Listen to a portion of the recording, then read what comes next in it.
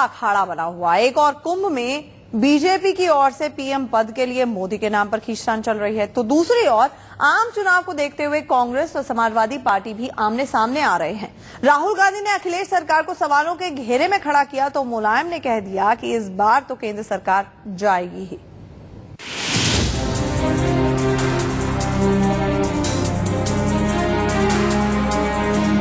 देश की 127 बूढ़ी पार्टी में नंबर 2 की पोजीशन संभालने वाले राहुल गांधी यूपी के अमेठी में हैं।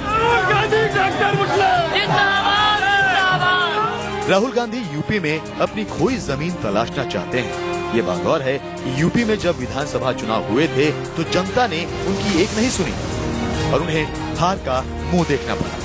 राहुल फिर से उस जनता के बूते यूपी की सियासत में सत्ता पाना चाहते हैं। लिहाजा राहुल ने युवाओं की दुखती रग पर हाथ रखते हुए सूबे की सरकार को सवालों के कटघरे में खड़ा कर दिया।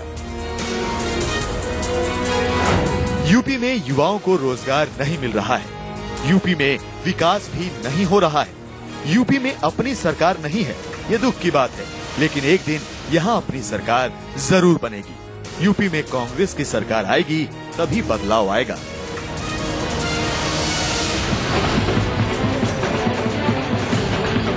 राहुल गांधी ने सूबे की सपा सरकार पर भले ही सवाल खड़े किए हों, लेकिन केंद्र में खुद बेरोजगारी सरकार के लिए एक बड़ी चुनौती है।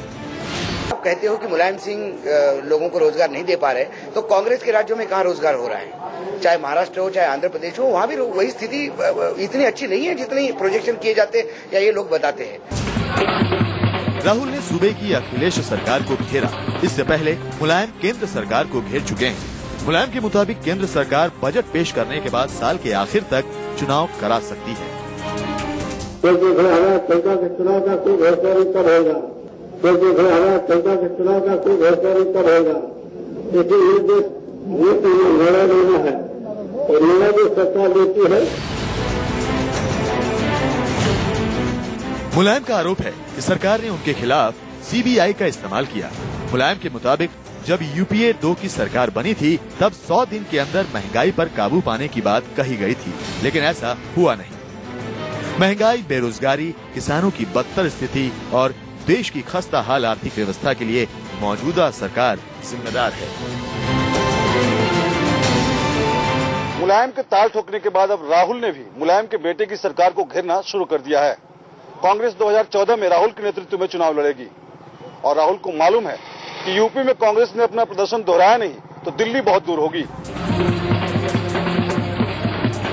सवालों के तीर निकल रहे हैं। अखिलेश और राहुल, मुलायम और सोनिया आमने सामने हैं। मकसद दोनों का सत्ता है। मुलायम ने कई नाजुक मोड़ों पर सरकार का साथ दिया है। अब जब मुलायम ने ही सरकार को घेरना शुरू कर दिया है तो क्या मान लिया जाए कि क्या केंद्र की सरकार जाएगी?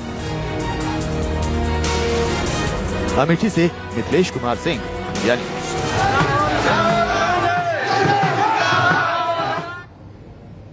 वैसे मुलायम केंद्र की कांग्रेस सरकार पर सवाल तो खड़े करते हैं, लेकिन मुसीबत की हर घड़ी में, चाहे वो 2008 हो या चाहे वो आज हो, मुलायम सिंह केंद्र पर मेहरबान भी होकर कांग्रेस पार्टी को हर मुश्किल से उबारते हैं। सियासत में इस मेहरबानी के कई मायने हैं और आने वाले वक्त में ही पता चलेगा कि आखिरकार चुनाव कब होते हैं और सितंबर की डेडलाइन जो मुलायम ने दी है वो कहां तक सही साबित होती है। क्या वो वाकई सरकार गिराएंगे, ये बड़ा सवाल है।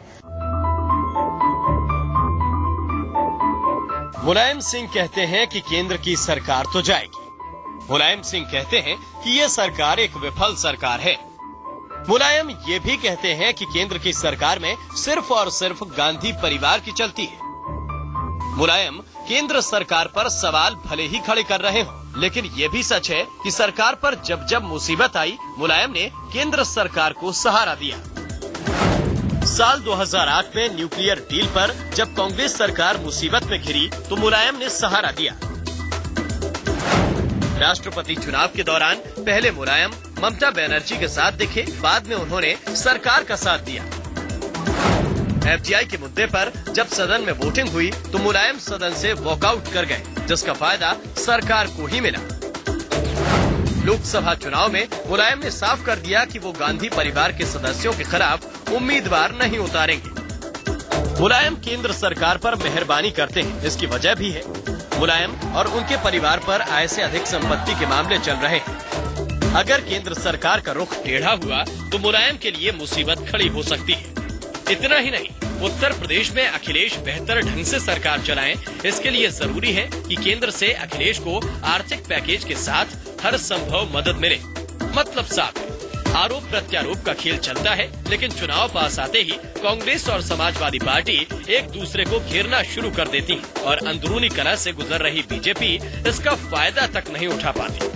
हम यूपीए 2 का जो ट्रैक रिकॉर्ड अब तक देखे हैं तो उसका कोई फायदा नहीं है। डिपेंड करता है अभी भी ये जो अपोजिशन लीडर्स और अपोजिशन पार्टीज की वीकनेस का उनको फायदा मिल रहा है और वो डिवाइडेड है। मानता यूपीए 1 में ऐसे कोई बहुत बड़े काम किए जिसमें यूपीए 2 आना था, लेकिन सामने विपक्ष कमजोर और यदि टूटा हुआ हो तो इस देश के पास कोई और अल्टरनेटिव है नहीं, इसलिए बार बार वही लोग चुन के आते हैं। ऐसा क्या हुआ कि महाराष्ट्र में सरकार रिपीट हुई, ऐसा क्या हुआ कि आंध्र प्रदेश में सरकार रिपीट हुई, लेकिन वहाँ विपक्ष नहीं था। यकीन केंद्र सरकार भ्रष्टाचार, बेरोजगारी, महंगाई, बिगड़ती कानून व्यवस्था और नीतिगत विफलता के चलते बैकफुट पर है।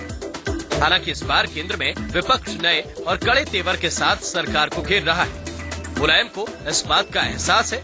मुलायम ये भी जानते हैं कि जिस तरह से उनकी पार्टी को विधानसभा चुनाव में समर्थन मिला, अगर वैसा समर्थन उन्हें आगामी लोकसभा चुनाव में मिला तो केंद्र की सरकार का जाना तय है। लिहाजा बीजेपी और सपा के तेवर कड़े हैं।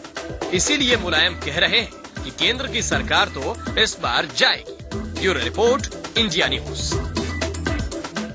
सियासत में संभावनाओं का दौर खत्म नहीं होता है, वक्त के साथ संभावनाएं और संबंध भी बनते और बिगड़ते रहते हैं। ये सियासत की जरूरत है और सियासत की मजबूरी भी है। मुलायम और कांग्रेस के बीच भी वही हो रहा है शायद।